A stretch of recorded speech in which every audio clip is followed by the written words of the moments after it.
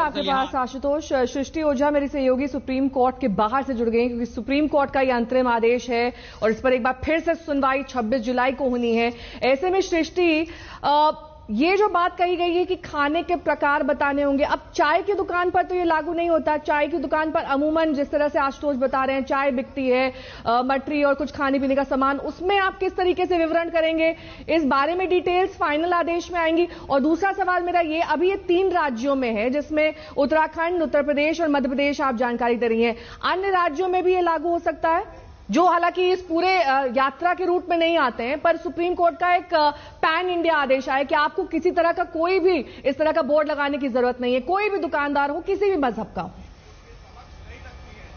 Supreme court ने यह भी आदेश दिया है कि जी, अभी के लिए ये जो आदेश सुप्रीम कोर्ट का आया है और जो मामला कोर्ट के सामने चल रहा है, ये सिर्फ कांवड़ यात्रा के रूट पे जो स्टेट्स आती हैं उनके लिए है।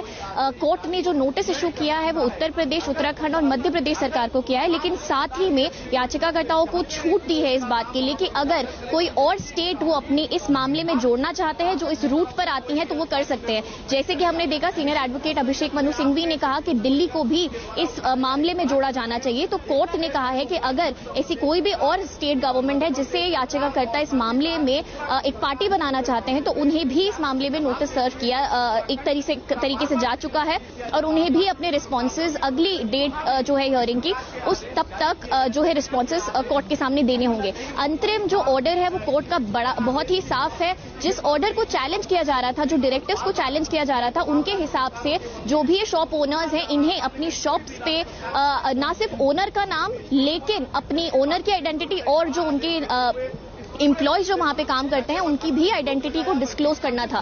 कोर्ट ने कहा है ये करने की अब जरूरत नहीं है। अंतरिम ऑर्डर में अगली जो सुनवाई है तब तक के लिए सिर्फ किस तरीके का खाना आप दिया जा रहा है, वेजिटेरियन खाना है, शाकाहारी खाना है या नॉन वेजिटेरियन खाना है, सिर्फ वो उन्हें बताना होगा। क्योंकि कोर्ट के सामने ये मुद्दा उठाया गया था कि ये सही बात है कि कांवड़ यात्रा पे जो यात्री चलते हैं वो वेजिटेरियन। अहम खबर, अंतरिम आदेश सुप्रीम कोर्ट की ओर से जारी किया गया है उत्तराखंड और उत्तर प्रदेश के लिए कि वहां पर कोई भी नाम पट्टी लगाने की जरूरत नहीं है, पहचान बताने की जरूरत नहीं है, सिर्फ किस प्रकार का आप खाना बेच रहे हैं ये बताएं। वक्त एक ब्रेक का और चलाएं, देखते रहिए आज तक।